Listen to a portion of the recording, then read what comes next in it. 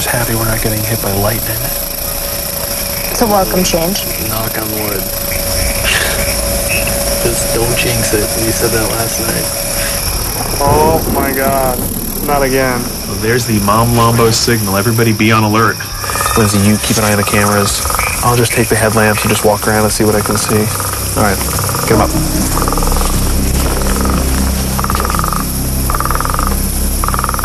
Storm off in the distance this way, which, after last night, obviously we're keeping a very close eye on. And, big lightning.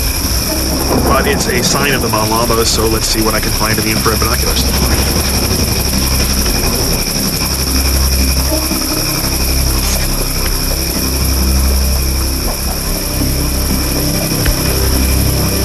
Hold on. Thought I saw something. Never mind. A lot of lightning.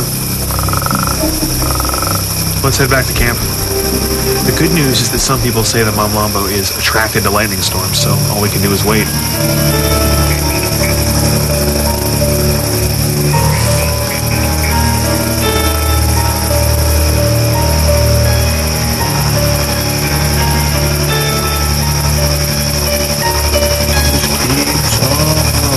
Wait, what's that? There's like a head moving in the water, look. Somebody just moved camera 3. Carter, come here. There, right over there, right over there. Right there, do you see it? What was that?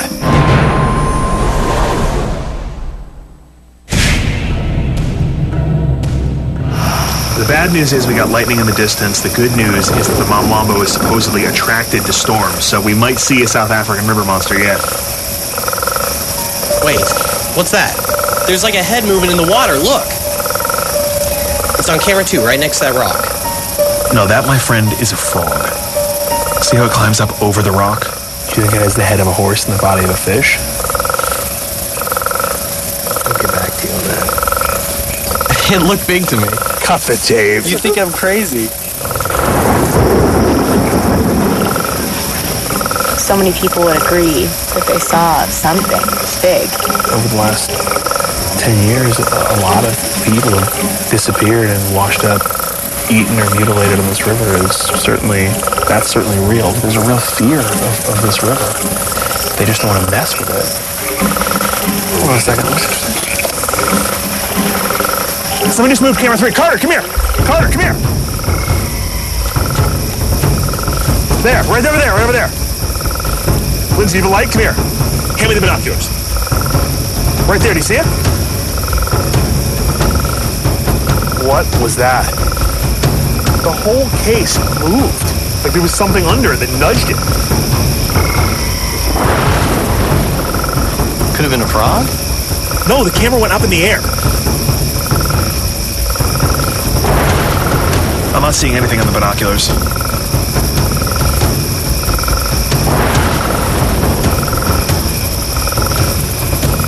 Whatever it was, it's gone now.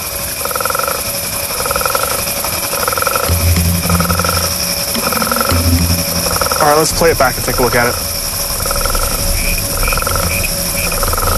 Right there. That's a big move. Look at that. I mean, the Moves entire so much. case moves around so much. I mean, something just knocks it. Something's either swimming by it or coming up underneath it. Let's pull up camera 2. It doesn't just get knocked, it gets lifted off the water. Look at the light. See, it goes up in the air. If you look here, it looks like something white. See it? Yeah, right there. We're all good. Right. Watch. Right here. Right there. See? Yes. It looks like something goes by the camera. What is that? With no more strange sightings that night, come morning we packed up and headed to Durban to ship our footage to a biologist to find out what he thought might have brushed past our camera. Before leaving South Africa, though, I wanted to investigate one of the country's most notorious mythical creatures, the Tokeloshe. Predominantly seen in Zulu regions of the country, the Tokeloshe has found its way into the mainstream media in several famous South African murder trials, where defendants claimed they had killed someone believing they were the Tokeloshe, and one court was so convinced by the defendant's testimony about his Tokeloshe encounter, they decided not to call an expert witness to refute his claims. Reportedly, it's a flesh and blood creature that also has the ability to manifest itself in ghost form. So the first thing I had to do was to find out what exactly a Tokeloshe was from the local eyewitnesses, so I knew what I was looking for before setting up an investigation, using our equipment to determine once and for all if this South African nightcrawler really exists. I decided to meet with a local Sangoma, a Zulu spiritual guide who could perhaps give me some details into what the Tokeloshe is and what he likes to eat. She had a patient that came with a child. And the child said, at night there's this short man, he comes, he's got a long beard, and then he asks for food, mass especially. Mass? Mass. What is mass? Sour milk. The Tokeloshe, that's what it asks from the child, that can you get me mass? How do you catch a Tokeloshe? On her knowledge, how can you catch something like that? Because it's like wind sometimes. Sometimes it can just be wind. The Sangoma explained that not only are there many people in this region scared of the Tokeloshe and actively avoid encounters with it, they also refuse to discuss its very existence, fearing retribution. It's kind of like talking about the Yankees in Boston. And either way, it didn't look like our investigation was going to be a walk in the park. We moved further into rural South Africa and closer to areas where the Tokeloshe had reportedly been seen in the past. We hired an interpreter to communicate with the locals. It's very nice to meet you. Nice to meet you too. So you're going to be translating for us today? Yes. What do you speak besides English? English and Zulu. And Zulu? Yeah. I speak no Zulu. Okay. So you are critical. You're critical. We headed to a local market to pick up the Tokeloshe bait that the Sangoma had recommended, sour milk, which, surprisingly, grocers in South Africa carry in bulk. Best before the 28th of February, it's curdled milk. What happens to it's already bad milk? Why is there a best before date on it? I didn't need help translating the expiration dates of the well-expired milk, but I did need help finding Tokeloshe eyewitnesses. Do you know about the Tokeloshe? Yeah, that's the Tokeloshe. They haven't seen one. They haven't seen one? No. Do they know anyone who's seen one? He says yes, and then he says no. Yes and then no?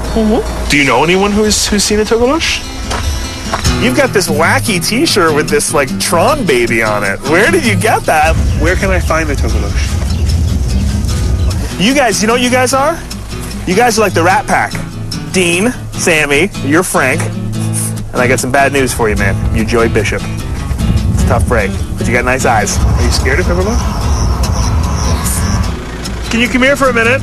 We're interested in speaking to someone about the Tokeloshe. Nothing. For a Tokeloshe. Tokeloshe. Tokeloshe. No. No? No. I want to find a Tokeloshe. No? I was beginning to think that maybe the reason there were so few sightings was because everyone seemed to be doing everything they could to avoid the Tokeloshe, including discussing the creature with me. And either way, I wasn't going to let the tongue-tied locals or needle-in-a-haystack logistics deter me from getting to the bottom of this. And thankfully, after a long day of searching backcountry roads, we finally got a lead on an eyewitness who was supposed to have had first-hand contact with the Tokeloshe. Only getting someone to tell us the whereabouts of this eyewitness came at a price. And what did this woman want for such valuable information? Money? Camera gear? One night alone with a strapping young American truth seeker? Sweet. She wants sweets. Sweets? Yeah. No, she just wanted candy. This is a bar